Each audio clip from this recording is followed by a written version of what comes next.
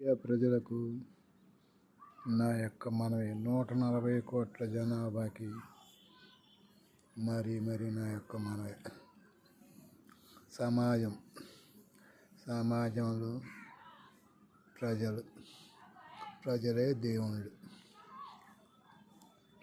దేవుళ్ళు అని ఒకనాడు ఒక కవి అన్నాడు. మరి అలా సమాజంలో దేవుడు ఎవరు అంటే ఒక పారిశ్రామికవేత్తగా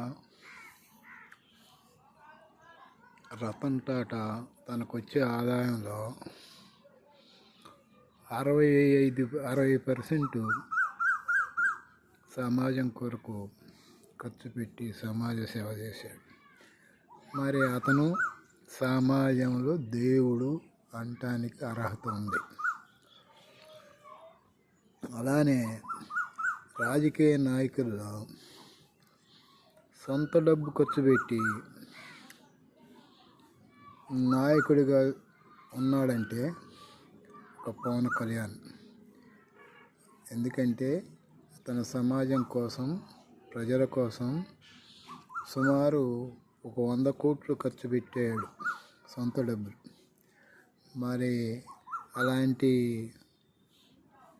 ప్రజానాయకులు ఎవరైనా ఖర్చు పెట్టారంటే ఎవరూ లేరు. దొరికితే దోచుకోవటం, వెనకేసుకోవటమే ఇవాళ ఉన్న పరిస్థితులు. మరి సమాజం కోసం ఒక రాజకీయ నాయకుడిగా, ఒక సినిమాలో ఒక స్టార్గా ఎదుగుతూ మళ్ళీ రాజకీయాల్లోకి వచ్చి రాజకీయాల్లో కూడా మరి సమాజం కోసం సేవ చేస్తున్నాడు the great leader Pawan Kalyan. మరి సమాజంలో దేవుడు అంటే ప్రజల కొరకు సేవ చేస్తూ ముందుకు సాగిపోతున్న పవన్ కళ్యాణ్ గారు దేవుడు అంటే దేవుడనే చెప్పుకోవాలి. ప్రజల్లో దేవుడు. ఆనాడు చెప్పారు, మానవ సేవ మాధవ సేవ అన్నారు. మనుషులకు సేవ చేస్తే దేవుడికి సేవ చేసినంత పుణ్యం వస్తుందని ఎప్పుడూ చెప్పారు. అయితే ఈనాడు మనుషులకు సేవ చేయటం కాదు, మనుషుని ఎంత దోసుకుంటే అంత దేవుడు అని చెప్పుకోవాలి. ఎందుకంటే సమాజ సేవ చేయటం కాదు, సమాజానికి సేవ్ చేస్తున్నారు దోసుకొని. నిజంగా దేవుడు ఎవరయ్యా అంటే పారిశ్రామికవేత్తగా రతన్ టాటా, మరి రాజకీయ నాయకుడిగా గ్రేట్, ఇండియాలోనే గ్రేట్. మరి 100 కోట్లు సొంత డబ్బు ఖర్చు పెట్టాడంటే అంతకన్నా ఖర్చు పెట్టే నాయకుడు లేడు అని చెప్పుకోవాలి. మరి ప్రజలు గమనిస్తున్నారు. ప్రజలే గమనించడంలా జెండాలు పట్టుకొని ఏ గ్రూపులు ఎగరటం, ఎవడికో ఒకడికి 1 లక్ష 2 లక్షలు ఇస్తే వాడు జనాన్ని తీసుకోవటం ఇలా జరుగుతుంది. మరి సమాజం, ప్రజలు ఒక్కటి గుర్తుపెట్టుకోండి,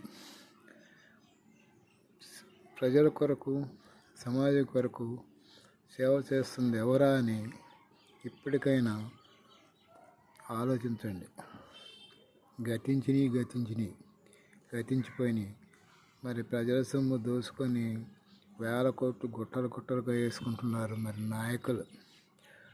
నాయకులు అనాల్సిన పని లేదు. వినాయకుడు తొండంతో లడ్డు తిన్నట్టు వీళ్ళు తొండం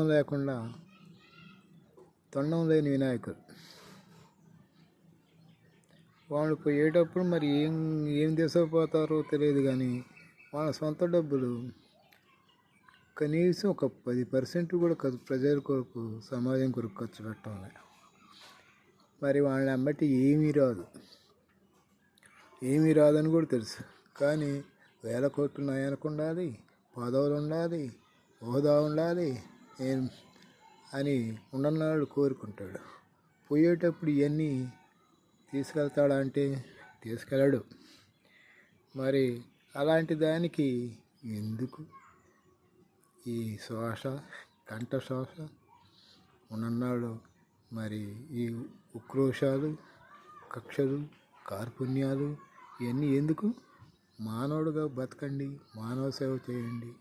పోయేటప్పుడు చిరస్థాయిగా పోయినా కూడా చిరస్థాయిగా చెప్పుకుంటారు. అది